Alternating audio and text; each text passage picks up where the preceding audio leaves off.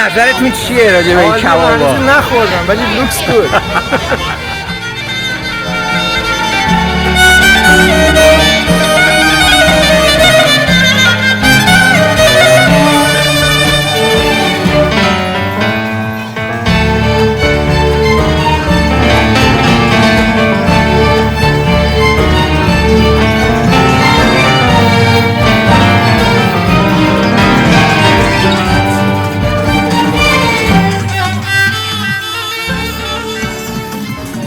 میخوام بهتون همه خوش آمد بگم به این برنامه اومدین. من حمید کفایی هستم، به نمایندگی از طرف مادرم خانم مریم کفایی که اینجا نشستن. 40 و چند سال هست این برنامه رو اینجا انجام میدن.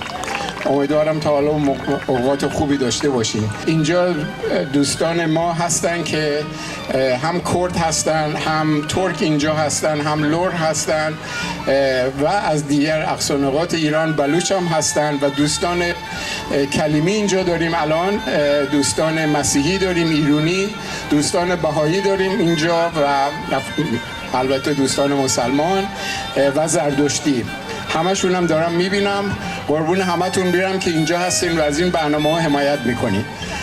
ما میخوایم همه اینجا اعلام همبستگی با هم بکنیم، با هم دیگه نگاه کنین. ما هممون با هم هستیم، همبستگی داریم. حالا هر عقاید سیاسی هستش ولی ایرانی هستیم. پاینده باد ایران، نوروزتون فرخنده باد، سال خوبی برای همتون آرزو دارم. پیروزی و آزادی ایران. برای یک لحظه ممنونم ازتون. برای یک دقیقه از همه خواهش میکنم یک دقیقه سکوت بکنید به یادبود تمام اون جانباختگان و پاکنامان و تمام اونایی که در ایران چندین هزار نفر جانشون رو برای آزادی همه ما دادن. لطفاً یک دقیقه سکوت.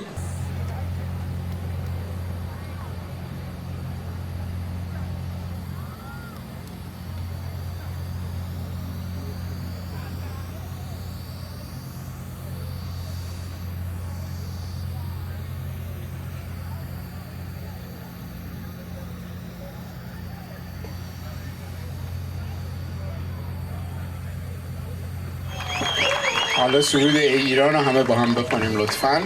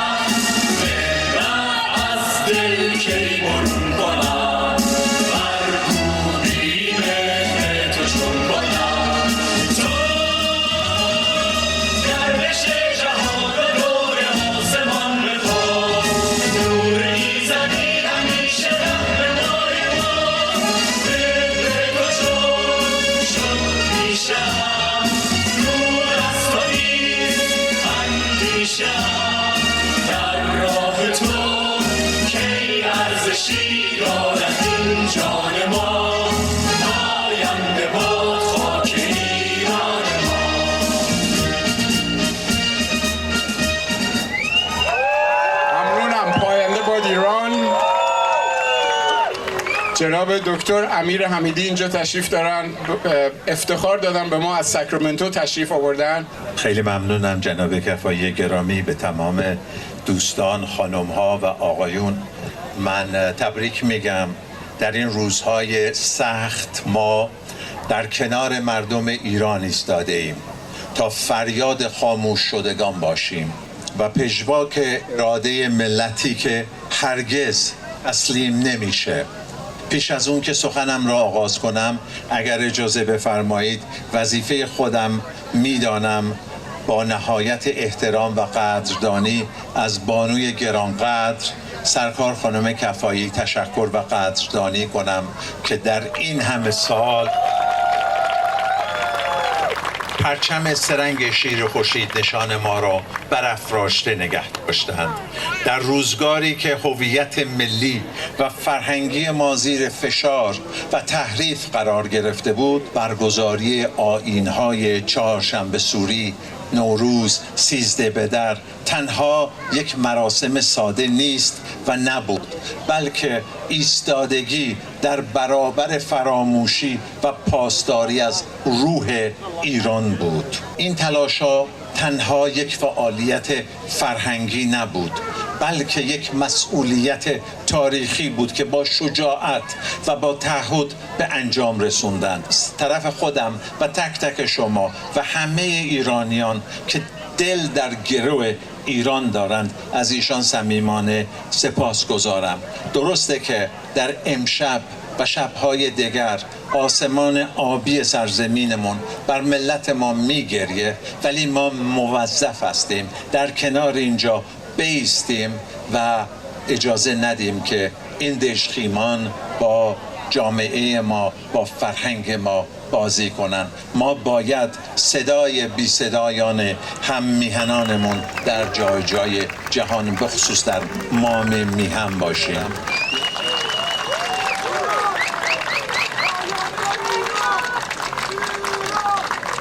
ما همه جا در سراسر جای جای جهان در کنار ملت ایرانمون ایستاده ایم و فریاد میزنیم پاینده ایران، این آخرین نبرده،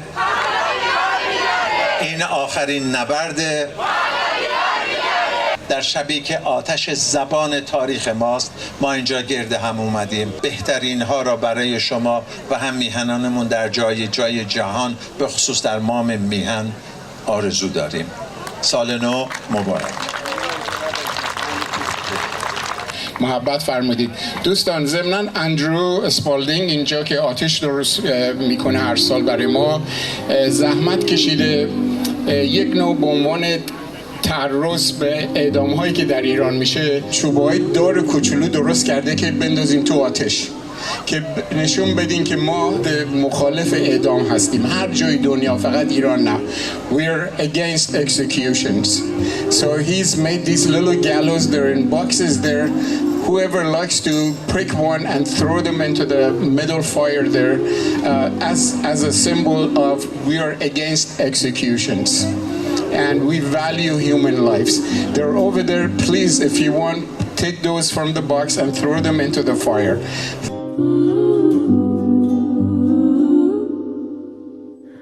بپر از آتش امشب، شب رو به پایانه،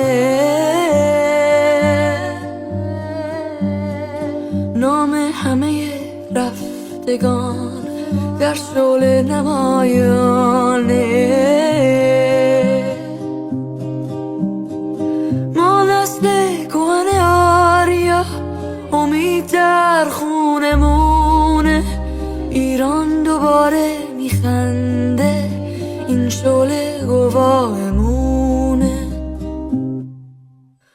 زردی من از تو، سرخی تو از من، زردی من از تو، سرخی تو از من.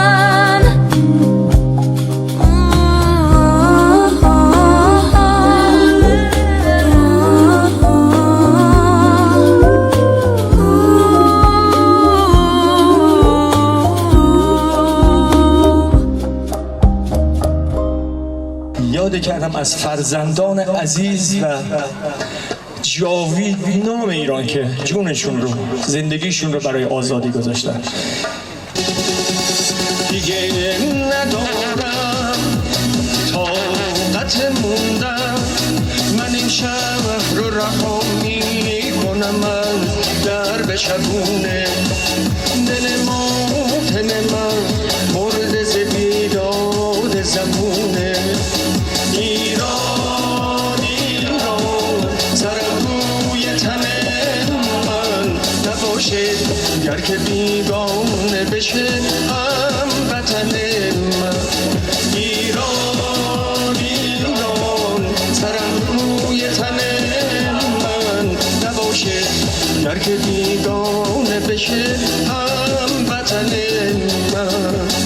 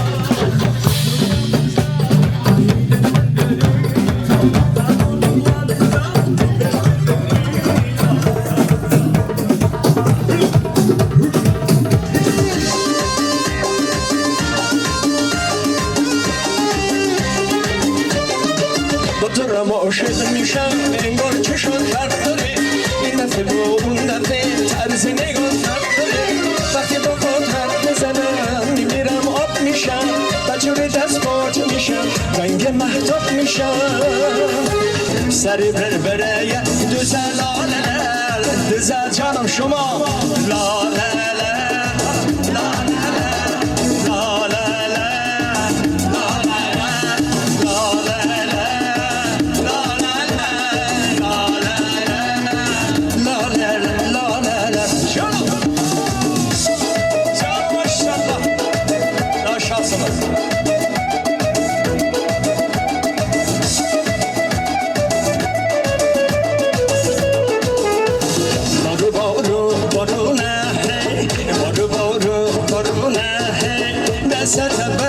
دستم چشم دزارم دستت بد دستم چشم دزارم گل بابا غمیت چشم چرا با غمیت گل بابا غمیت چشم چرا با غمیت امشب اول بهار موقعی کش کار امشب اول بهار موقعی کش کار گل بابا غمیت چشم چرا غمیت گل بابا غمیت چشم چرا غمیت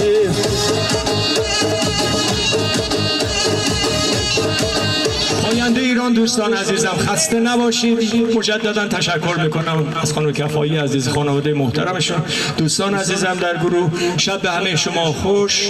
امیدوارم که نوروزی پیروز به معنای واقعی داشته باشیم و هر چه زودتر پا و دست عزیزمون به خاک ایران بخوره. شب به همه شما خوش.